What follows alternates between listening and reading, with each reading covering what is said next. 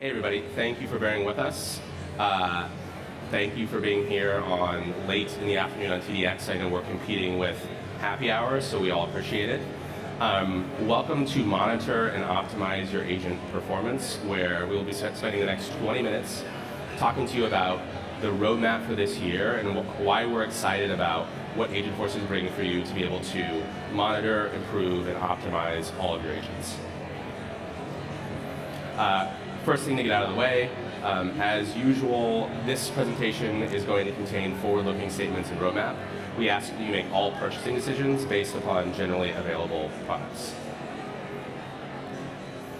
And first, again, thank you for being here. And I want to thank everybody in advance for thinking of questions as we are going through our presentation today. We're going to try and save about 5 minutes at the end of our presentation where we want to take questions from the audience. So as we're presenting, jot those questions down and save them for the end. So a quick round of introductions. I'm Andrew Clausen. I'm a product manager on our optimization and observability team here at Agentforce. I've been at Salesforce for about 3 years. I came to Salesforce and came to Agentforce by way of an acquisition. At my prior company, we were building B2C AI retail service agents for all of our customers. And this was pretty early on, it's about 4 years ago, pretty early on in consumer-facing AI. And through that experience, we effectively had to build all the tooling for testing, monitoring, and optimizing all of the agents for all of our customers. And really through that experience, I gained a huge appreciation and interest in agent optimization and agent observability. And I'm excited to get to talk to you about that today. And I'm going to hand it over to Carson to introduce himself. Hello, everyone. I'm Carson Kahn, and I also work on observability and optimization here at Agentforce. I too came to Salesforce by way of an acquisition, albeit a little bit more recently. I was formerly the co-founder of Spindle AI, which Salesforce acquired in November. So thank you all for, in my 5th month, making this such a memorable welcome to the company. I also want to say thanks to my co-founder, Ryan Atala, who's in the audience here, representing a team of dozens and hundreds of people, including in Tel Aviv and Bangalore, who couldn't be here with us today, but are pouring their heart and souls into making Agentforce the best platform that it can be. So I'd like to start by setting the stage for how we're thinking about observability and optimization today. I'm an ML engineer by background. You'll find me acknowledged in GPT-2's release by OpenAI. And there was a time when nobody wanted to vibe code. People use that term pejoratively. And of course, now we're shipping thousands and tens of thousands of lines of code an hour that are basically vibe coded into enterprise-ready production systems. Eventually, the same thing will happen to the agent development lifecycle as well.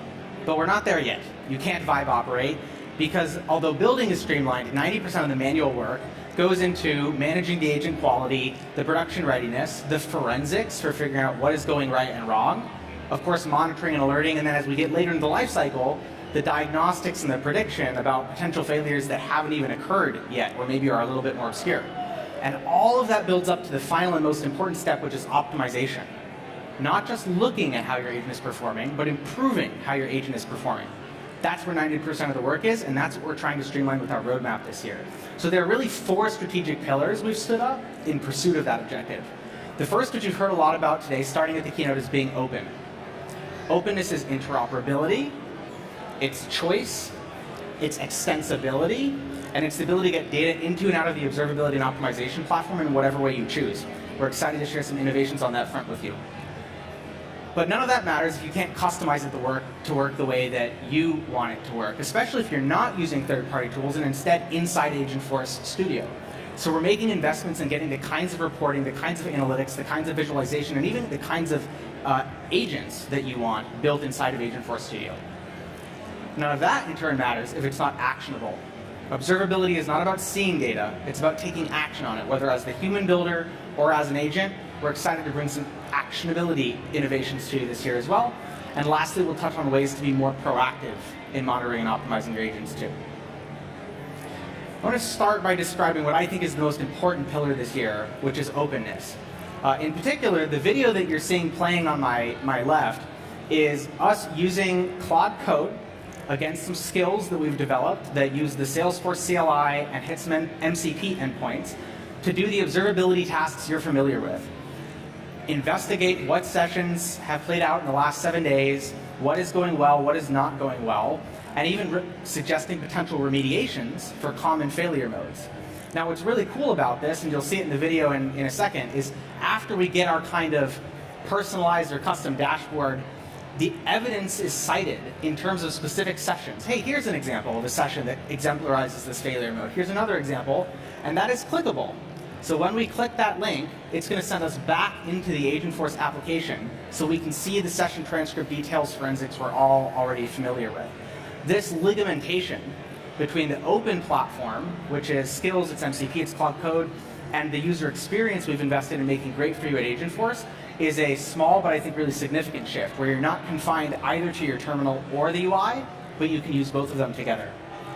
Secondly, I'd be remiss not to touch on the import and export API. Some of you will have attended our sessions about the new open telemetry API for exfiltrating data from observability. This allows you to get your data into other OTel compatible systems for observability, be they Braintrust, Langfuse, Langsmith, Arise, and other great companies that are out there, not just our first party solutions. We don't have time to go over everything else in openness, but I want to show you an example of some of the APIs we've been building this year at work. What you're seeing on the screen here are examples of subject matter experts annotating sessions for the failure modes. Oh, here's what went wrong in this session. This session went well because, that kind of commentary. And with a few button clicks, that data is pushed via Google Sheets through our API back into the Agentforce platform. So the annotations that all of your agent quality managers are currently doing outside the platform can now enrich the data back inside of Agentforce Studio for analysis by humans and by agents. It's another early but promising example of how to get data from outside the platform in to extend and enrich the capabilities of the entire observability product. Let's see. Two more quick demonstrations I want to show you. Openness is not for everyone. So you are not limited to using intelligence only if you're comfortable with Cloud Code, because we've brought a lot of those same capabilities right here into Agentforce Studio. What you're seeing is something we're working on right now. It's not released yet, but we welcome your participation in our upcoming closed beta. This is called Optimization Agent, and it intelligently triages common failure modes as well as successes, clusters hundreds of sessions according to those failure modes and successes, analyzes the reasons, and again, cites very specific evidence down to the session level of sessions that have worked out well or have not worked out well. So we're really excited about you being able to use these kinds of rich, interactive, intelligent analytics directly from AF Studio or in Cloud Code or your other third-party agents of choice, whatever suits you best. All of that culminates in making observability data more actionable to you. And that means more rapidly iterating from insight to actual change, optimizations of your agent. And to discuss more about that, aside from the optimization agent you just saw, I'll hand it over to Andrew. Thank you, Carson. So as Carson said, within our actionability pillar, very excited about the optimization agent. It's in a closed beta right now. You should see more about that coming this summer. But a second piece of actionability is really around how do we enable all of our customers to understand the impact of the change that they're going to make to their agent in a seamless and easy way. Today, if you're thinking about making a change to your agent, it's a pretty heavy process that is very cost intensive, right? You have to push an agent to production, collect weeks of data, form a hypothesis about that data, maybe make a change to your agent, push that agent back to production, and then do a week-over-week analysis looking at two separate agents to understand the impact of your change. And in order to lower this cost for our customers, we're really excited to be going into a closed beta soon and an open beta in the summer with A/B testing. So for A/B testing, this is, think about being able to have two agents live in production that you can evaluate on a set of specific custom metrics that you're able to define, and then ultimately choose one of them to be your live agent moving forward. You could have two different experiments running or multiple experiments running at the same time. I'm very excited about this and expect to see more in the coming weeks on A/B testing. So the next pillar is around customizability. I think Carson mentioned at the beginning, we're building a horizontal platform for all of our customers to build agents. And because it's a horizontal platform, we understand that you all are going to build agents for use cases that we haven't even imagined yet. And in order to support those use cases, we have to be highly customizable. And so that's why this pillar is so important to us today.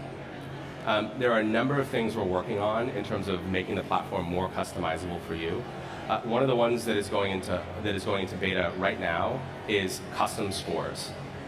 Today, a custom scores API is available for everyone here to try, and we'll be going live with the UI that you're seeing to my right in May. And so what are custom scores? Think of custom scores as just another way to evaluate your agent. Evals is something that really all developers, product managers, and anybody who are building agents have started using, and it's a key part of their toolkit in order to evaluate, is my agent doing what I want it to do? So that's why we built custom scores. So what are they? A custom score is either prompt-based or formula-based evaluation of my session data. I'm able to run that evaluation either at test time within Testing Center or in production on my production sessions.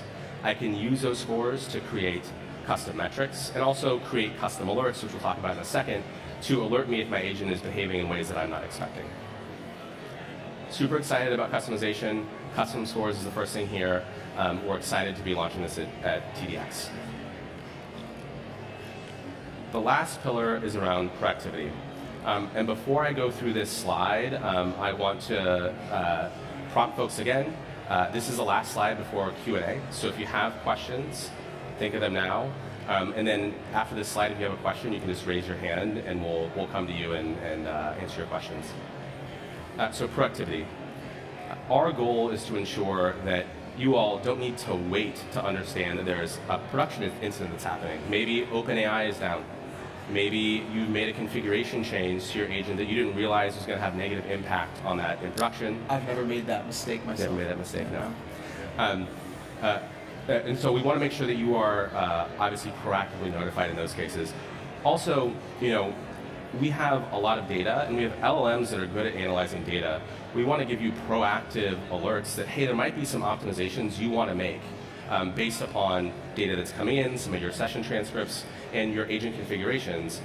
So you don't need to wait for weeks and do your own analysis. The first step in this journey for us is agent health monitoring, which is in beta today and will be going GA in June. Agent health monitoring is a native way to create alerts on a set of technical telemetry, think latency, error rate, and agent uptime, as well as any custom metrics that you define for your agents. Those alerts can be consumed via common alerting channels like email, Slack, SMS. And then we are also excited to be extending this functionality into common third-party integration. So think Datadog, Splunk, PagerDuty. So if you want to use those systems in order to create alerts, you can also do that. On the subject of Datadog, Splunk, and PagerDuty, for those of you who are developers and have used Sentry before, perhaps you've gotten an alert, clicked on the incident to go investigate it, and found that Sentry has already written a PR and pushed it up to GitHub, tagged you for a review saying, hey, here's a remediation I think would be helpful for this incident, right? Cutting down that cycle time to code-based optimization. Ultimately, that's what we want to do here with proactive monitoring as well. Not just give you the alert, but proactively suggest the fix, and that's where observability turns back in to optimization.